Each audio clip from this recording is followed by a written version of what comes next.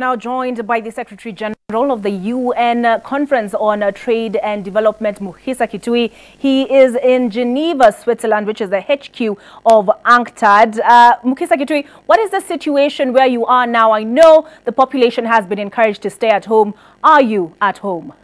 It's not just encouraged. We are all ordered to shut down. So this is my 9th day since I started working from home, and all my staff from the Geneva station are working from home remotely. Secondly, the state has increasingly tightened the regulations. For example, nobody can walk out of home without a specific place you're going. You cannot be together more than 5 people. On the French side of the border, where more than half of Geneva lives, you need a written statement saying where you are going before you leave your house. Military forces, the gendarme has been mobilized, turning people away when they try to get away from home without a clear statement, even if you're trying to go to a restaurant. I mean, not a restaurant, to go to a pharmacy, for example. Food stores are open, pharmacies are open, but virtually everything else is closed down, and we all have to learn to work remotely. Okay. Are there grumblings, or are people happy to comply with that requirement? No, in disciplined society like this, it is not about grumbling.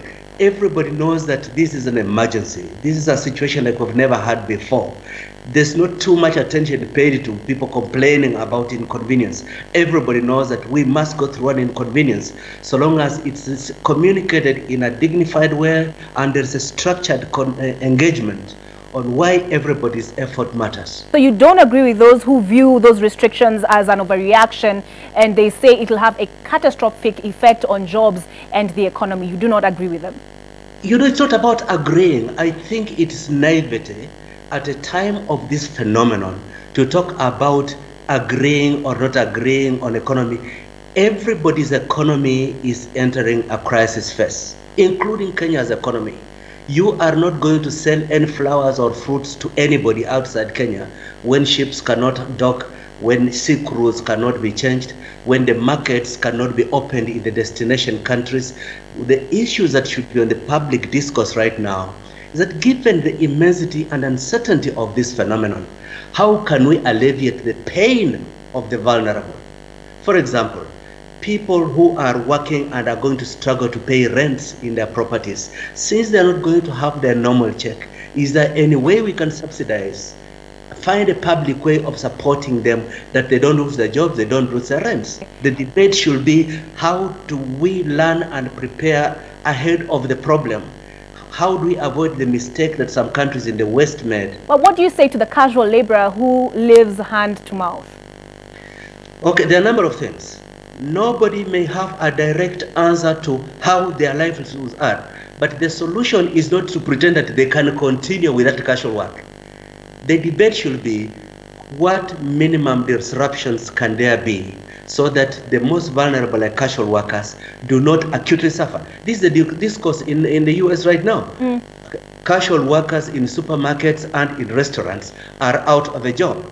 Luckily, in some societies, there is a social cushion to give them, for example, a percentage of their salary even when they are not working.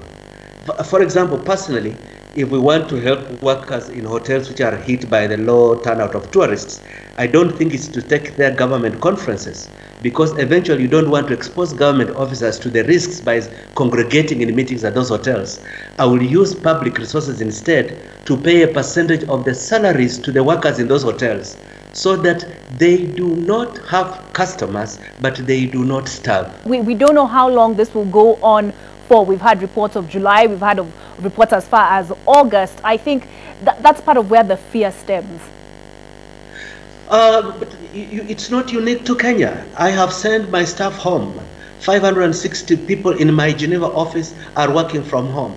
Some of them, we don't have very good instruments of how to monitor that they are working as much as we would like.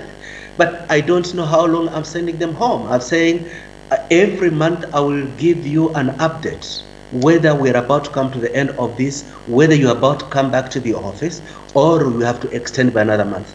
Everybody knows that optimistically we are going to see a lockdown for 2 months. Possibly we are going to see a lockdown into next year. And all societies, even the vulnerable poor ones, have to psychologically prepare and to prepare their people that we might be into this for the long term. What word of advice do you have for employers who are struggling with balancing their revenues and also being empathetic towards their staff members? There is no silver bullet that anybody can have to the crisis that we're entering. At the end of the day, there are three components. Right now is the worst time in the history of aviation industry ever. At the end of the day, the state is the guarantor of business in any country. If government can give an interest-free loan to companies like Kenya Airways for purposes of paying their staff and hoping that the reform process that is going to come will shield it from bankruptcy and will protect the livelihoods of employees, particularly the lower income members of their staff, it is an appropriate thing to do.